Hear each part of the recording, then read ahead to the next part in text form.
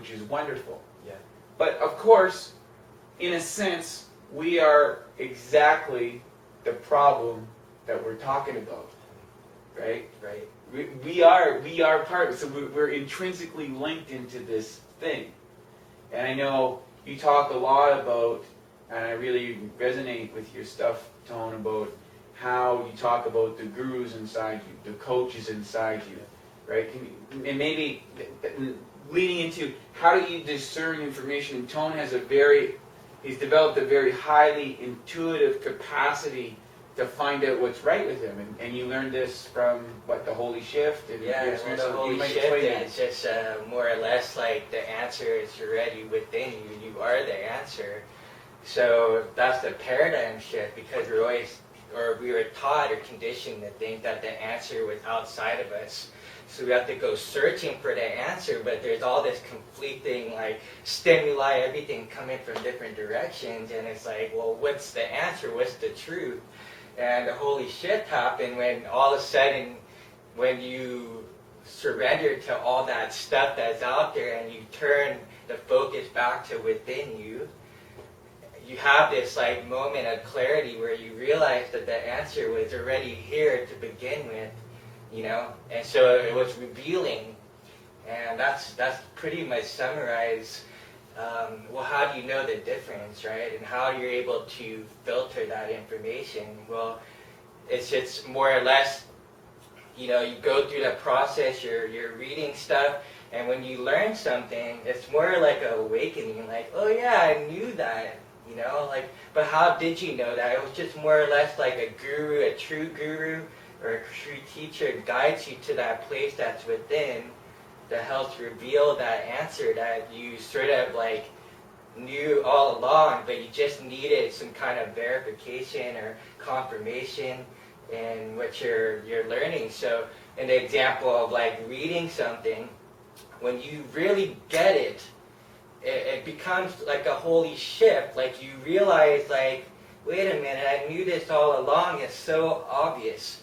And so when you're moving through the world and you're looking for like information, it's not so much like information, but when it becomes knowledge, then you truly like own it. It is you. You know, there's a ton of information everywhere, but the knowledge is when you realize that you like know it, but you don't say like I know this, because then all of a sudden you really don't. You know, most of the humble teachers and geniuses, they never like give credit to themselves for the answer. They sort of give credit to something that's beyond themselves, and you know, they're grateful for this gift. They're grateful for the answers that were revealed to them, and more or less, it's really simple. It all comes down to simplicity.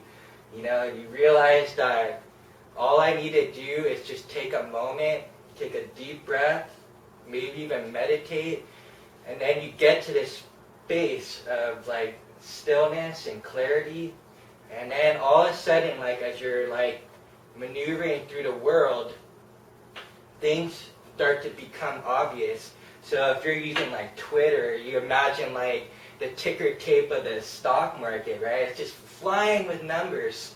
Same thing that's happening in the world. It's all this stimulation that's coming around. But when you're still, you start to recognize things immediately. It's like walking down the street and there's people walking, everybody's busy, but then all of a sudden you just pick out a face out of that crowd and you just recognize each other. Like, you don't have to say anything, it's totally nonverbal, and you just know that's the direction I need to flow to. That's going with the flow, and just being aware of your environment, being aware of what's going on with you. And when all the mind chatter is like subsiding, that's when you get the moment of clarity, because it comes down to science and brain waves. They study left and right brain, and they notice that people that are very creative, like that rational side of sort of analyzing and paralysis, sort of keeps people frozen. But if you can sort of let that just subside on its own, whatever technique you use, eventually the right brain starts kicking in, the neurons start feeding into the field, and then you all of a sudden start getting these answers that are revealed. So, I kind of get what you're saying. What I guess the thing we want to communicate to, say, someone who's coming at this and looking at, okay, I'm stuck in some form of paralysis analysis. I'm looking for answers to a particular question. I seem to be running around in circles in my mind, or deciding or debating, or how do I get past this one? What is the right choice? It doesn't matter if it's health, if it's wealth. We're bombarded with these variety of choices. How do you get to that place? So if you could trace back, now this wasn't something that was natural to you, correct? Well, yeah, that was what's funny, because it always had been natural as a child. And then that's where the conditioning and the belief systems came in, and the institutionalism, all the different things that I started to give into society. But then when I had my rock bottom moment where, I was stuck. I didn't know what to do. I was stuck in the middle of the South Pacific on a tiny island. Didn't have much money. Almost homeless, and I didn't know what else to do other than surrender to, whatever you want to call it. And, I broke down, and then all of a sudden there was this stillness. There was the mind just stopped for that moment, and then I realized that I was okay, that there was nothing outside of me that would ever make me feel fulfilled. And from then on, I recognized that all I needed to do, if I was ever confused or I felt stagnated or stuck, I just had to just take a time out, find a place that was quiet, and just go within and just wait. And then all of a sudden the answer would just reveal itself right then and there. And then it became a practice where I could do this not only when I was in a quiet place, but when I was in a world of all this crazy distraction. But I had this sort of island of peace that I was hanging out in. And then I could just tap into it, have my eyes open and be aware of everything that's happening, but it would still be stillness in me. And then I would get an answer, or I would pay attention to, okay, where is everything flowing to, and then head that direction. And without fail, I'm still here to this day. I've had incredible, miraculous things happen that cannot be explained. And so that's pretty much the simplicity. It's just going within and then waiting for that answer to reveal.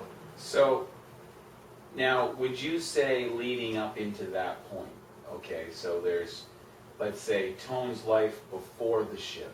Let's call it the shift. I know you like to refer to this as the holy shift. Your life's, you kind of divided up into three categories here, if I correctly got it. You had your childlike awareness that operated in this, flow zone, if you will. And then you went through a period of stacking all sorts of beliefs and institutionalizations and memes, themes, and schemes, as I like to call it, on top of each other until you were getting some form of analysis paralysis, right? You were jammed up. And you were trying to work these programs of information, right? And you're getting that kind of stuff the alarms going off and the trucks going by and the sirens going by and weapons of mass distraction, right, that are out there today to take you out of yourself.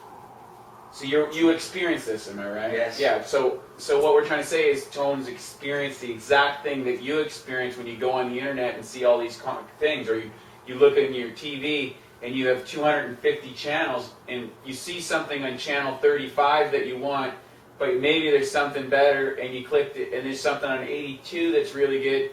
And then you keep, that was good. I should go back to 35, but it's almost 8:30. We got to check out what's on 115, and you get to 115, and then after you go, oh my God, I want to go back. You go back to 35. That show's over. But then you realize that at 250, you know what I mean? That's where we're at.